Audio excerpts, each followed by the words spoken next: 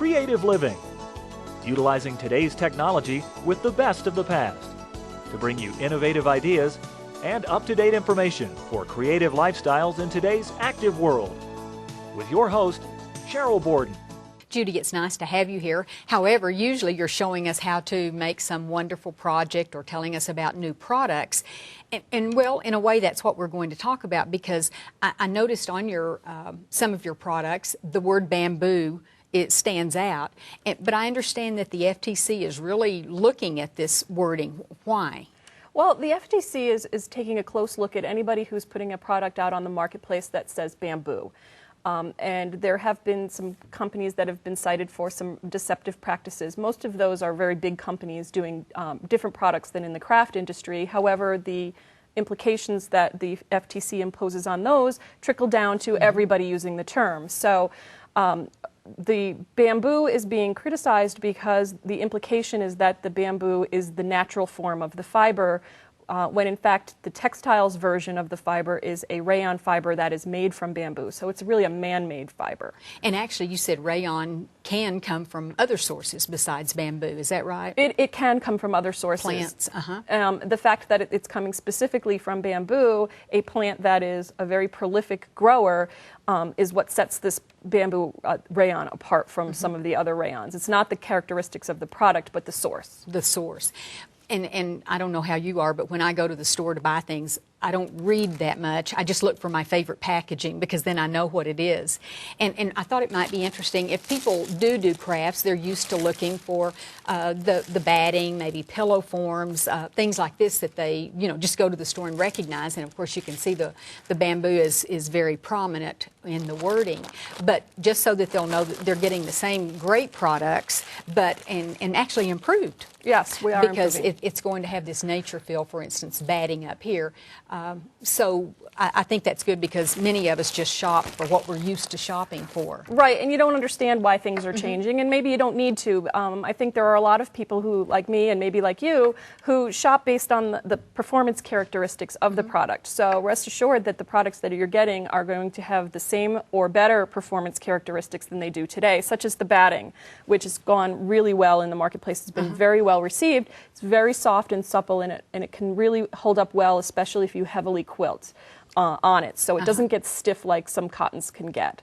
One of the product improvements we're making is it's made with a blend of the 50% rayon from bamboo, and it's made with 50% certified organic cotton. So that's an improvement over the generation before. So we may see loftier bags, so to speak. Right, and well, we're going to actually, we're planning to do a blend with some polyester added to the bamboo rayon fiber, because that fiber is actually one that it packs very densely. So it's a characteristic that teddy bear makers and doll makers really like for those that firmness, that real firm, those dolls that are really sculptures.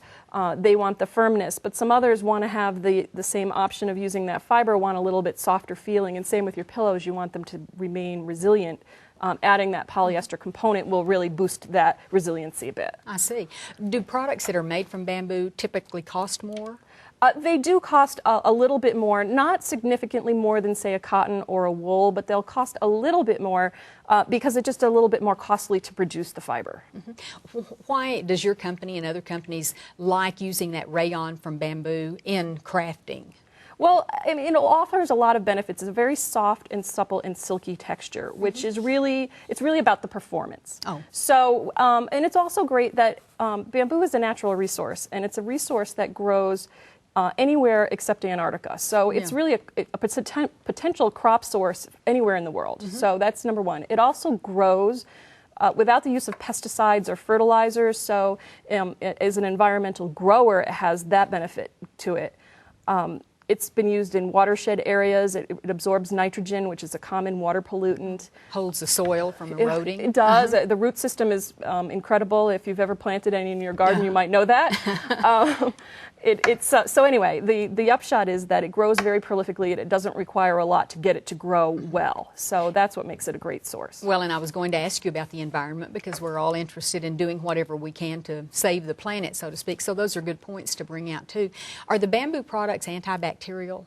Well, the bamboo plant itself is antibacterial, and it has an agent in it that makes it naturally resistant to pests and bacteria.